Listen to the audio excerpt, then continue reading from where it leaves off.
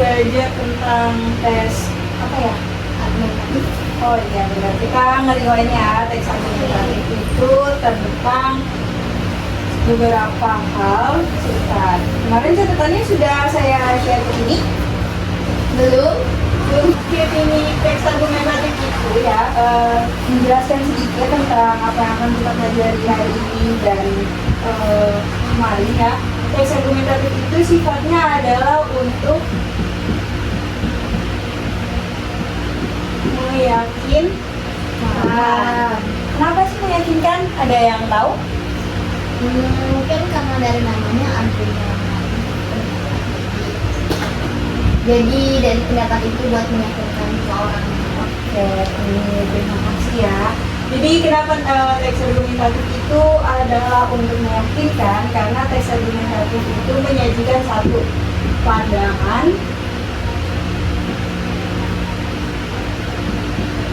pribadi, tapi dia juga sesuai dengan fakta. Itu ini argumentatif itu sifatnya meyakinkan dengan disajikannya lewat pandangan pribadi yang juga mengungkapkan fakta di dalamnya.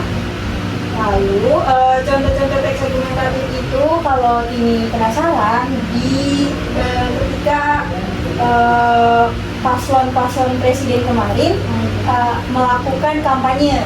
Di sana mereka menyajikan cara mereka berbicara itu menggunakan argumentatif, tapi dalam bentuk berbicara, bukan dalam bentuk teks. Untuk dalam bentuk teksnya sendiri adalah ketika kita ingin melamar pekerjaan, kita menulis semuanya itu dengan point of view terbaik, tetapi juga sesuai kemampuan kita. Kurang lebihnya seperti itu. Sejauh ini apakah ada yang masih ditanyakan? Sudah paham? Sudah paham. Berarti kita bergeser kepada strukturnya ya, struktur dari teks argumentatif itu sendiri.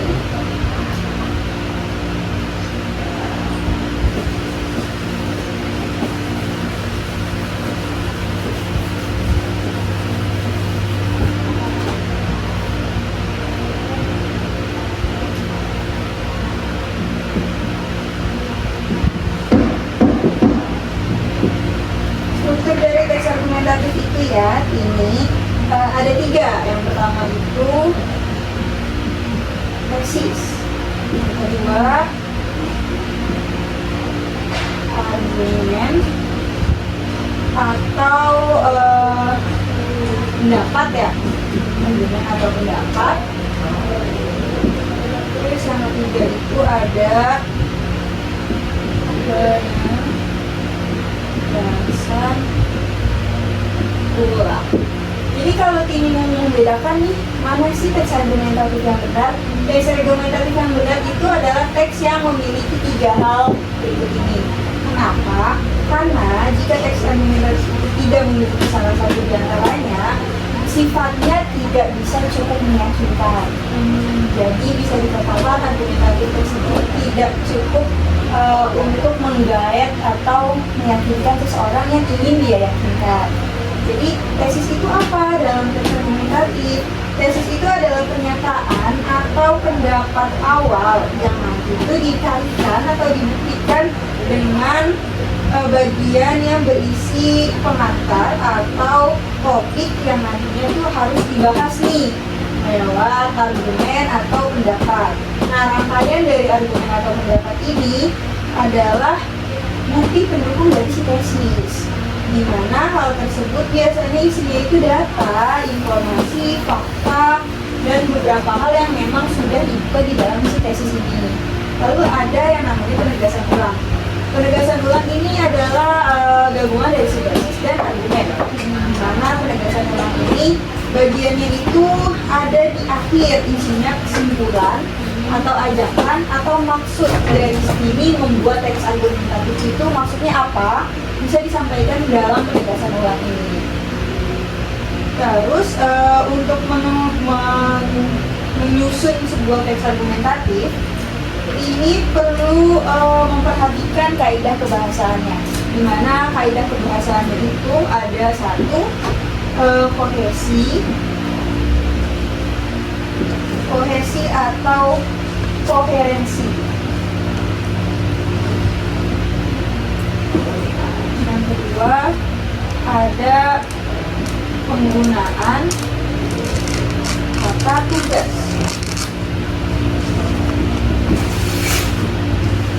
Lalu yang ketiga itu menggunakan kalimat yang efektif. Lalu yang keempat adalah penggunaan modalitas. Lalu nih yang terakhir, penggunaan data atau fakta. Dari 5 kaidah kebahasaan untuk membuat teks argumentatif ini, kiranya apa yang ini masih asing dari 5 ini? Yang koher ini nomor 1 Koherensi, ya. sama Nomor 2 penggunaan kata tugas, modalitas. sama modalitas ya. Ini masih belum terlalu familiar ya dengan 3 hal itu. Jadi kenapa sih teks argumentatif harus dibuat berdasarkan 5 struktur kebahasaan ini, yang mana membuat koherensi, kata tugas, kalimat efektif, penggunaan modalitas, juga fakta atau data. Itu pertama ya, karena koherensi atau kohesi ini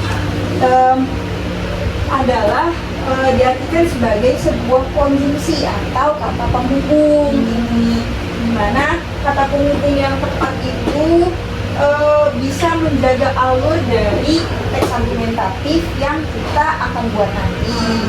Jadi koherensi atau kohesi ini berkaitan dengan kata penghubung yang tepat ya.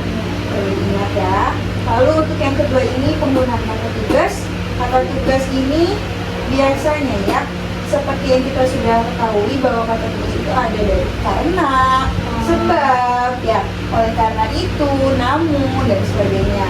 Hal tersebut dipakai sebagai bentuk memperjelas dari teks argumentatif yang itu sudah kita buat. Terus juga ada di sini kan ada konjungsinya ya, atau kata hubungnya.